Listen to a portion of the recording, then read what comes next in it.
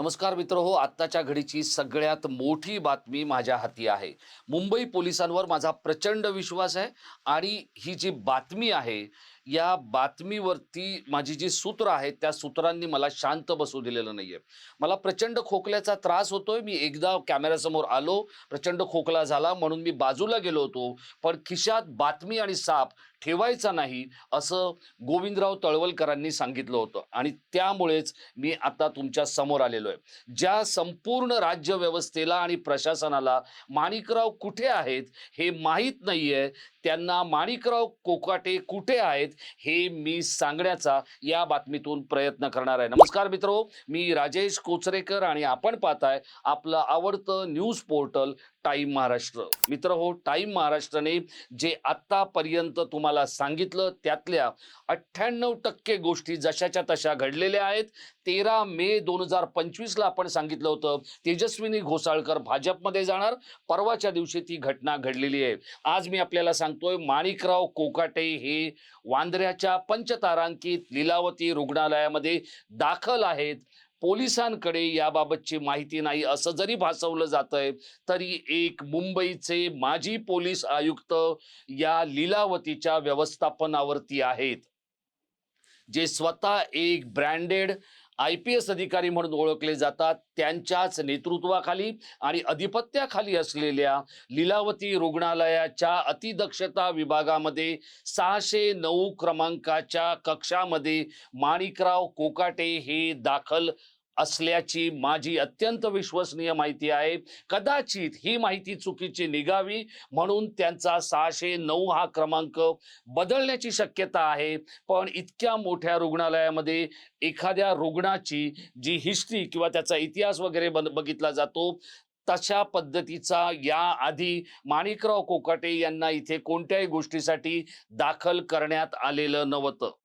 आणि ज्या मुंबईच्या माजी पोलीस आयुक्तांबद्दल मी बोलतोय, यांच्याबद्दल अनेक मतमतांतर, यांच्याबद्दल अनेक बातम्या आणि खूपच हाय प्रोफाईल, दिल्लीपासून मुंबईपर्यंत अगदी आंतरराष्ट्रीय पातळीवर त्यांच्या नावाचा गवगवा असलेले हे मुंबईचे माजी पोलीस आयुक्त स्वतः वादग्रस्त आहेत. त्यांच्याच नेतृत्वाखाली कार्यरत असलेल्या लीलावतीच्या व्यवस्थापनाकडे आता सध्या माणिकराव कोकाटे हे आहेत. आणि सगळ्यात याच्या बरोबरीने तितकीच मोठी बातमी आहे, ती म्हणजे हायकोर्टाकडून ही माणिकराव कोकाटे यांच्याबद्दलची सुनावणी पुढे ढकलण्यात आलेली आहे. ती आता शुक्रवारी होणार आहे. माणिकराव कोकाटे यांना अटक करावी का किंवा करू नये याबद्दलचा फैसला हा आता लवकरच पोलीस प्रशासनाला घ्यावा लागणार आहे. कारण दोन न्यायालयांमध्ये माणिकराव कोकाटे हे दोषी ठरलेले आहेत.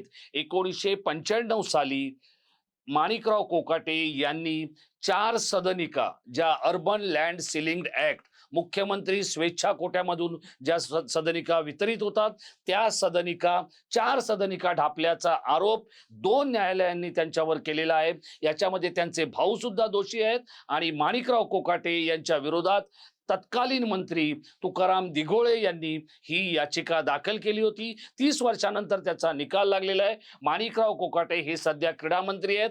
त्यांना अटक होणार, त्यांचं मंत्रीपद जाणार, ही आपल्याकडची अत्यंत विश्वसनीय माहिती आहे. आणि हे जर झालं नाही तर देवेंद्र फडणवीस यांच्या कारकिर्दीला आणि त्यांच्या प्रतिमेला खूप मोठा तडा या निवडणुकांच्या तोंडावर जाऊ शकतो.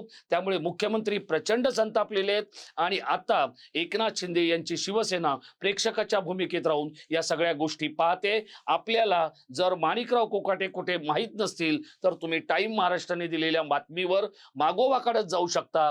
तिथे अतिदक्षता विभागामध्ये सलाईन लावलेल्या अवस्थेमध्ये तुम्हाला माणिकराव कोकाटे दिसू शकतात.